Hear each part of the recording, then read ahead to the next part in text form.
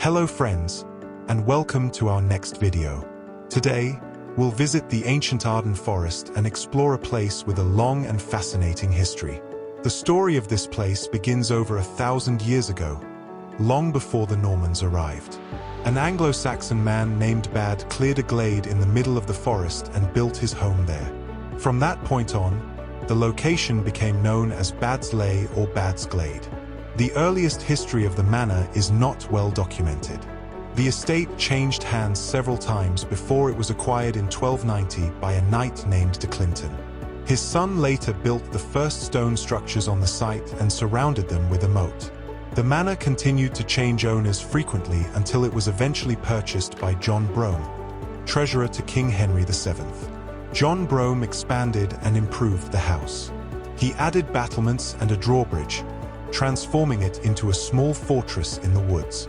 Now, for a more somber part of the story. After John Brome was murdered in a property dispute, the estate was inherited by his son, Nicholas. Nicholas was known for his quick temper and violent nature. He was quick to draw his sword, but he crossed a line when, in a fit of rage, he killed a priest he suspected of flirting with his wife. While a nobleman could typically buy his way out of a murder charge, killing a priest was a different matter entirely. The church would not let it go unpunished. As part of his penance, Nicholas was required to expand and renovate the local church. He was also buried in a vertical position in the church doorway, so that every person entering would step over his head as a mark of shame for his deed. Perhaps the church eventually decided this was punishment enough, because today, people no longer enter through the main door but through a side entrance. Hopefully, Nicholas Brome found some peace and forgiveness in the end. Enough of the grim history for now. Let's head inside the house. We'll take a walk through the fascinating interiors, and I have many more stories to tell you about this place. So stay with me and enjoy. Since Nicholas Brome left no male heir, the estate was inherited by his daughter, Constance, who married a knight named Edward Ferrers, the Sheriff of Warwickshire. This marked the beginning of the long-standing Ferrers family ownership, as they would hold the house for 12 generations. The Ferrers were devout Catholics and maintained their faith even when Queen Elizabeth I began to enforce Protestantism. During this time, Catholic priests were persecuted, arrested, and burned at the stake. Several priests were secretly harbored in the house, so the Ferrers family had several secret passages and at least 3 priest holes built. One of these, located in the attic, was large enough to hide up to 6 people. Another priest hole you can see on a visit to the house was beneath an old latrine. Priests could lower themselves by rope from the first floor and hide waist-deep in the moat water until the search was over. The priest holes were built by the Jesuit monk and builder Nicholas Owen. He constructed similar hiding places in many other estates. He was eventually captured and martyred, and was later declared a saint by the Catholic Church. He is now known as Saint Nicholas Owen. The effectiveness of his hiding places is a testament to his skill.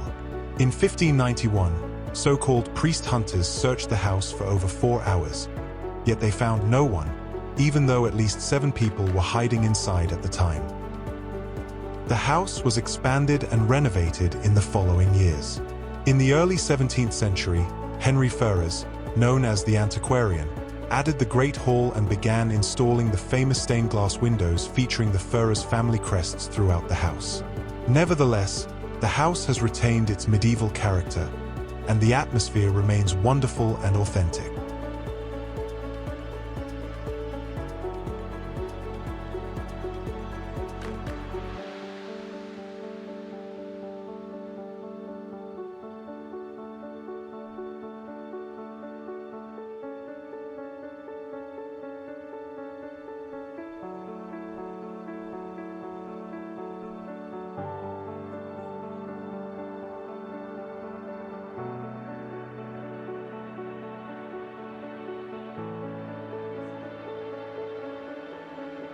The last of the long line of Ferrers died in 1940. However, a distant relative, Gilbert Thomas Walker, bought the property. He changed his name to Walker Ferrers and continued the family line for another 40 years. In 1980, his son sold the house to the National Trust, which has cared for it ever since.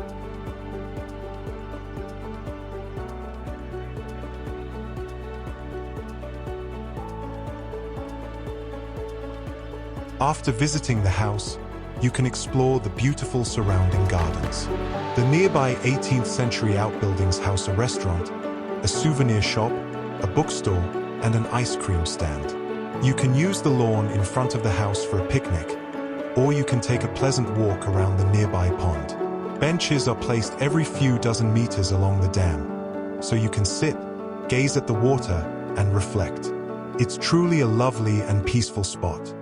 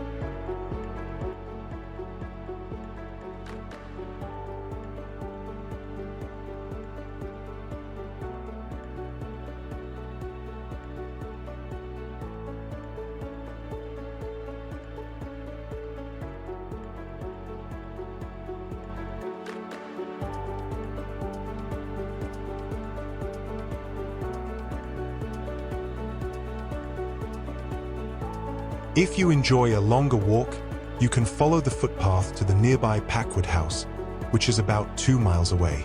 It's a very interesting and beautiful place, and we would love to take you there in a future video.